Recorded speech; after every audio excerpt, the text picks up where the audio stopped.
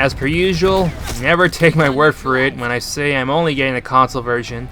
I got the PC version to snipe exclusively, and I've been pretty much doing just that, on top of using shotguns and maybe the combat knife as well. So happy I didn't have to replace my Blue Snowball mic's USB cable after all. I actually checked to see if it worked on my PS4, despite the USB end being initially screwed up. So after checking and noticing that it did, I went to see if it worked on my PC, and it also did.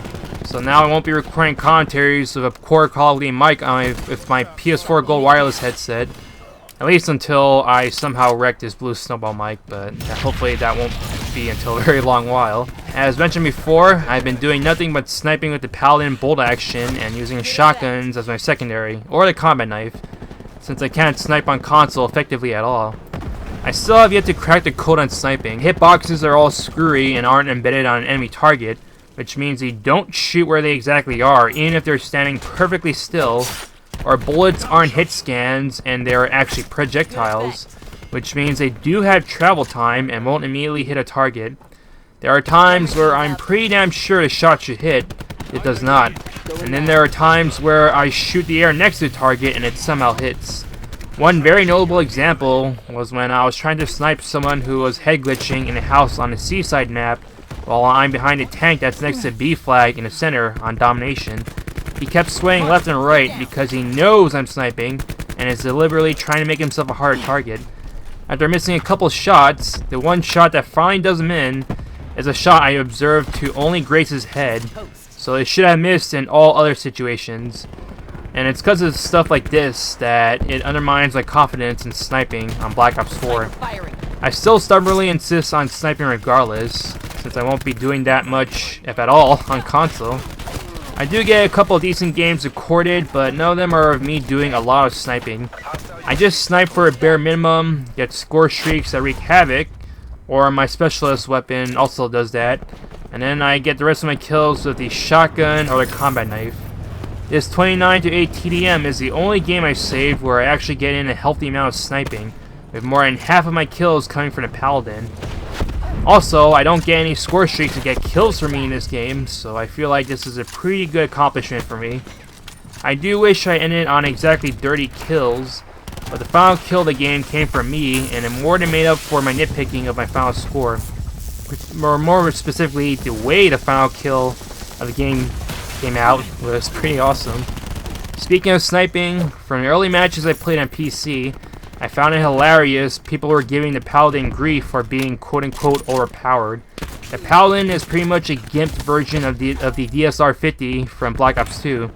Its base one-shot kill potential is to the chest up with the upper arms as a bonus, but you need both high caliber attachments equipped to give it the ability to one-shot to the stomach, a feature that at least one sniper rifle had in every Call of Duty game starting at Black Ops 1 for free, including the aforementioned DSR-50.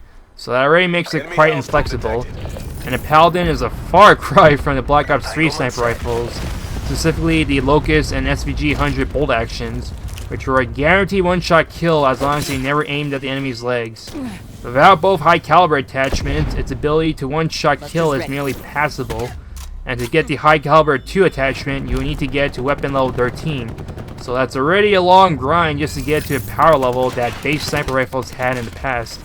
It might be annoying to get killed by one, especially since anytime you get killed by a sniper rifle, you now get this Echo Sniper Shot sound effect as if to rub it in that you got killed by one. But fortunately, most of the overpowered complaints have been directed mainly towards steel-wheeled SMGs lately, so sniper rifles have only been mostly considered annoying rather than overpowered. I have definitely been very spoiled by these sniper rifles in Black Ops 3 and World War II even more so. The ones in Black Ops 3, even the weaker ones, had very good one-shot kill potential, while the ones in World War II are not only fairly similar, but the hitboxes seem far more lenient. A slap shot or drag scope I make that misses is a shot I can still confidently make later on, without it feeling like a fluke.